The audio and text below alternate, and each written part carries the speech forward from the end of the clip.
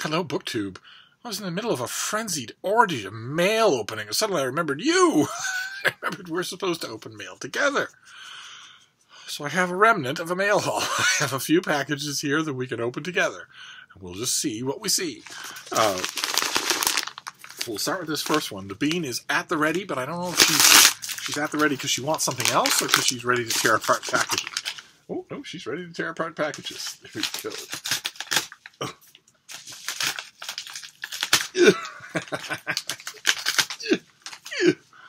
All right, so what's this? Oh, great. Oh, fantastic. Okay. This is something I've been very much looking forward to. This comes out in June. And it's a follow-up, long in the coming. So I'm looking forward to it. This is by Walt Odets, and it is Out of the Shadows, Reimagining Gay Men's Lives, from FSG. And it's the follow-up for 2 decades ago, In the Shadow of the Epidemic, by clinical psychologist Walt Odets, was published to wide critical acclaim and incited impassioned conversations in gay communities across the country. The book was an in-depth and compassionate examination of the emotional and psychological impact of AIDS on the lives of those living through the epidemic, those who faced the death of friends, the decimation of their community, and in many cases their own impending deaths. I read it when it came out, and it was a blockbuster. It's an incredible book, and this is kind of a thematic follow-up. It's weird to think. Now, Odets' research and his decades of experience in private practice, activism, and personal life as a gay man have culminated in an authoritative new work, which comes out in early June. In the book, Odets combines clinical analysis with powerful and moving personal stories of friends, and patients, and of his own, including the loss of the love of his life to AIDS, to illustrate how childhood, adolescent, and adult stigmatization and trauma shape the trajectories of gay men's lives. He also addresses the shocking statistics about young gay men living in the ongoing AIDS epidemic. In the United States today, approximately 600,000 gay men are living with HIV. About 2.4% of all gay men newly contract HIV every year. And 50% of gay 18-year-olds are expected to contract HIV by the age of 50. And I have another copy of this. I've been reading it, but not the way I usually read books. This is a little more personal than most, so I can't just fly through it, and I can't read it dispassionately. Although I am going to eventually have to do that. I'll read the finished copy dispassionately. So this is another copy. I went through this, and most of what the author talks about here, or the pub sheet talks about, I went through. I knew friends who were losing the people they knew were the love of their life. It wasn't just infatuation, wasn't what the cynical press referred to as the love them and leave them gay lifestyle or anything like that. And I also lost friends. And so it's a little more personally complicated than most books for me are. So I'm taking my time, and it was great to have another copy of this. That's wonderful. All right, and then let's move on. Let's move on to hopefully happier subjects, because those statistics at the end of that pub sheet are still astonishing to me. That's right, baby. Ooh. Oh, great. Oh, fantastic. Okay. Frida, does this have a pub sheet in it? Girl, well, now you want it all of a sudden. Yes, it does. Okay, there you go. Now you can eat it. This is from Harvard University Press. This is a finished copy of a book that I've already read, and I've also already reviewed it, and I loved it. So the date isn't really important. This will be in your bookstores. This is by Robert Zaretsky, and it's Katharine and Diderot. A thin little thing, but boy, does it capture a world. It captures a weird phenomenon perfectly. Because when word reached Catherine the Great of Russia that the French philosopher Denis Diderot was so short of money that in order to cover his daughter's wedding, he had to sell his personal library, she acted. Instead of sending thoughts and prayers, she offered to buy the library and then hired him as its librarian. It was a stunning gesture, and of course she paid him 25 years of salary up front, in addition to an exorbitantly high price for the library.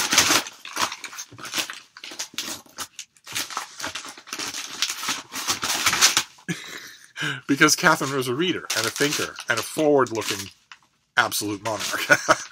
And when someone does you a favor like that, you have to repay it. You have to go and say thank you in person. So even though Diderot hated traveling, he did actually travel and just arrived exhausted and sick in St. Petersburg. And they had a series of conversations. They had regular audiences to just talk, just ranging all over the world of subject matters. And he was such a person that when he got going in a conversation, he forgot who you were. He forgot the social niceties. And he also forgot that the person he was talking to was the absolute ruler of one of the most powerful countries in the world.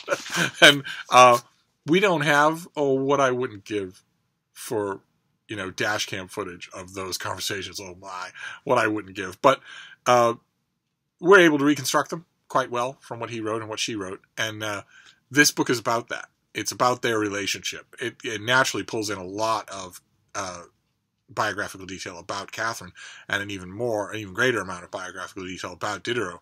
And as a result, it's thin, it's lean, has no fat on it, but you could pick it up and read it without knowing anything about either of these people or the fact that they ever met and talked. And the author will take you well in hand. It's just a remarkable little book. I loved it. So now I have a finished copy. That's great. That's great because I want to keep it. And I will, if I remember, I will leave a link to my review down below. But well worth your time to read. All right, let's move on. Are you ready for another one, baby?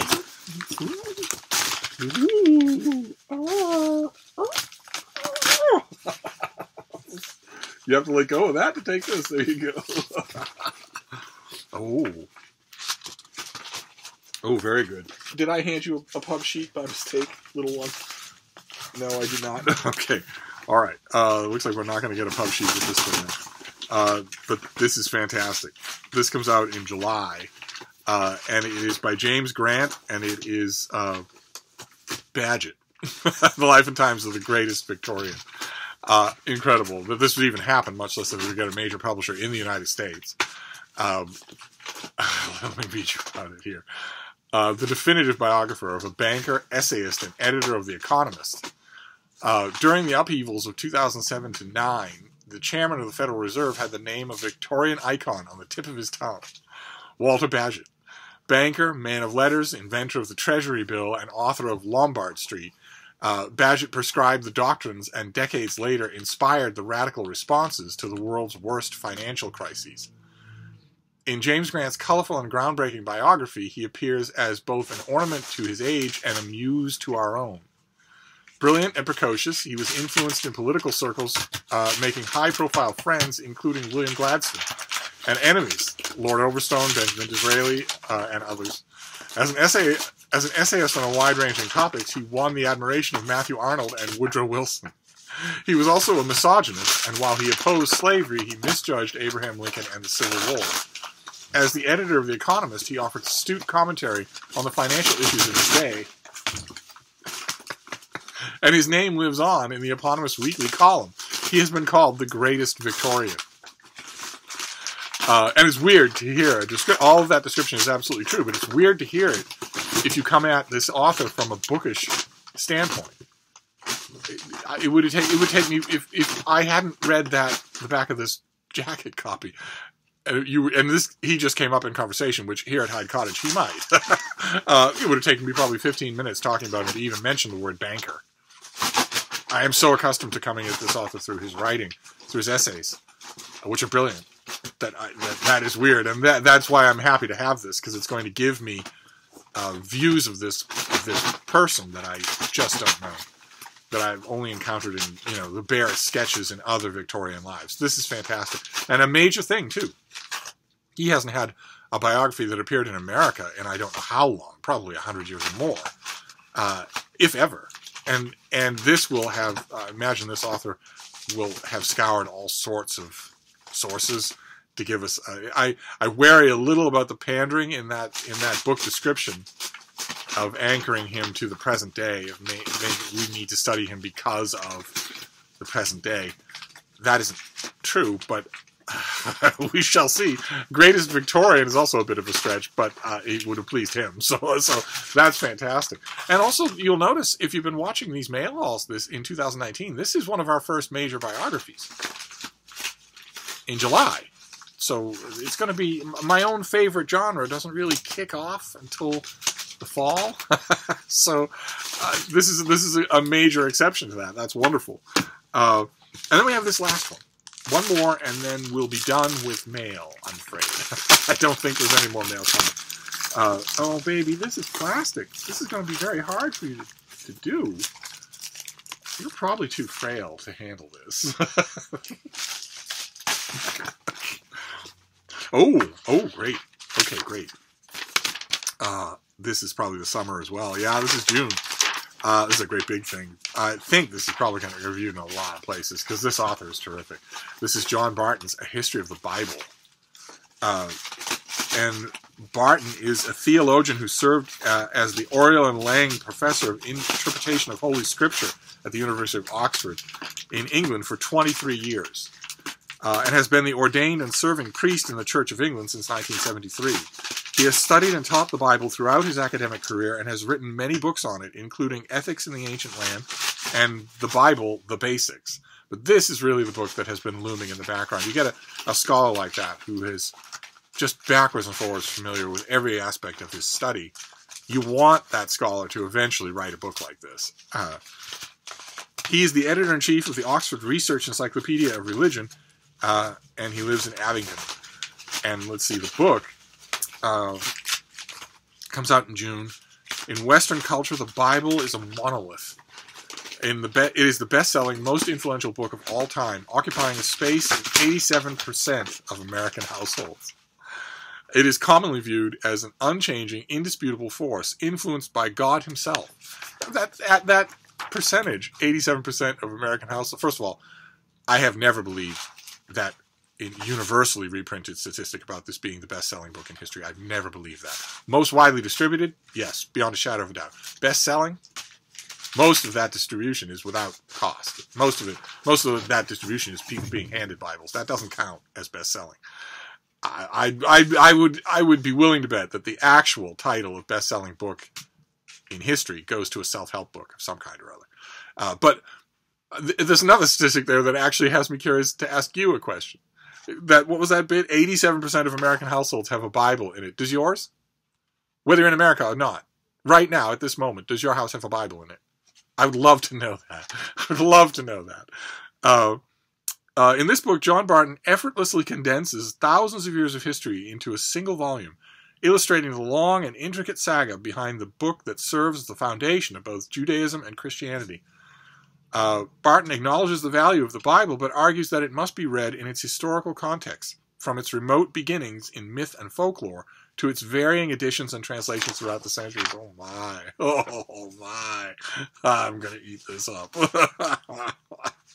In this book, Barton explores the narratives, laws, and proverbs that comprise the Old and New Testaments, two wholly different texts that are often seen as analogous. He outlines the composition of the Hebrew Bible, explaining how its widespread acceptance as Scripture paved the way for the New Testament, a tome that has provoked endless questions from biblical scholars. He reveals how and why and by whom various books were written, taking time to note the complex nature of canonization and highlighting the pieces that were eventually excluded from widespread circulation. This is just a fascinating subject. I know an enormous amount about this subject, but this guy knows more. And it's not just a question of whether he knows more than I do. It's a question of wisdom. Genuine wisdom. He has been studying this subject his whole life. This is going to be let's see. The book focuses on such points as 1, the presence of divergent official versions of the Gospels, and the idea that even Matthew, Mark, Luke, and John were fallible human witnesses. Of course, that's pub sheet speak. There was no Matthew, Mark, Luke, or John. Those are literary traditions. Those names are literary traditions, and there were the fallible human witnesses. Witnesses to what? But I don't know that this book will get that far into meta-criticism like that. The amount of textual variation between different manuscripts and the lack of certainty that we have, access to the words of Jesus Christ himself, disqualifying any legal rulings found in the Bible. Well, yes. Yes. Yeah, we don't... What are you doing? Bean? A glove! You have watched me feed her stuff, and she grabbed a glove. What's the matter with you? Oh. Anyway, where was I? where was I? Oh, yes, inconsistencies in the various different... I mean, it's bad enough in the Jewish Bible, in the Hebrew Bible, in the Old Testament. It's bad enough. The New Testament, though, it's front and center. Because you have 4 Gospels relating things that they should... Even if you take the standard Christian apologetic route of saying, well, you know, these aren't meant to be documentaries, they're meant to be impressionistic. Even so, there are many, many, many, many points of fact on which the 4 Gospels do not agree, and on which they absolutely should agree.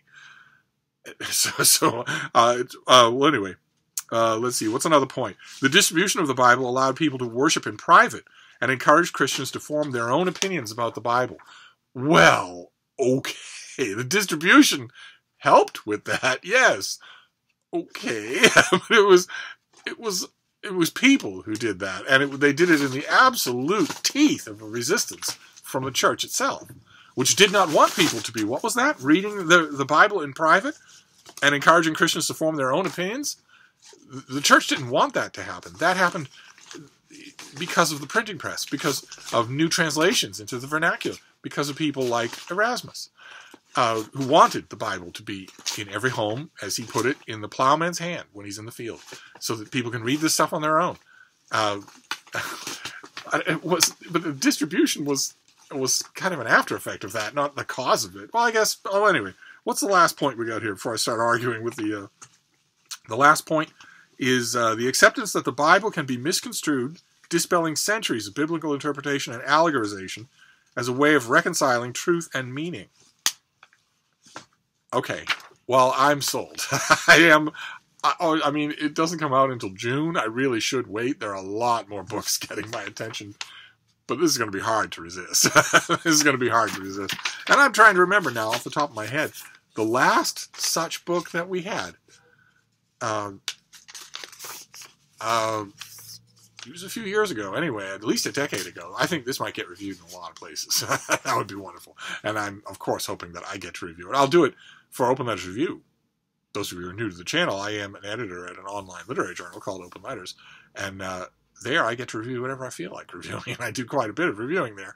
And I can do it for there anyway. It's one of the great things about having a home venue is that you don't make any money, but you can review anything you want and get in the conversation. But I'd like to review this somewhere else as well. I'd like to review this for as big an audience as possible. We'll see. We'll see what kind of audience that is. But that's it. That, as you can see, destruction has resulted, and now the mail haul is over. So we've got a history of the Bible by a guy who has been teaching courses on that subject, thinking about that subject, writing about that subject for decades at the highest level of scholarship. So I have high hopes for this book. Then we have, by James Grant, Bagehot, a biography of one of the most prolific and enigmatic Victorians of them all. Fantastic. A major Victorian biography. Then Katharine and Diderot, a deceptively slim book. There's a lot jam-packed in here about the meeting of the minds between the ruler of Russia and a penniless philosopher. And Out of the Shadows by Walt Odets, which is bound to be written about in a lot of places and also bound to become a classic. This author doesn't write until he's ready and until the book is great. So, complicated subject, a nuanced subject, fortunately in perfect hands. So there you go. That's our what remains of our mail haul for today. I'll do better tomorrow. I absolutely promise. Thank you, Book 2.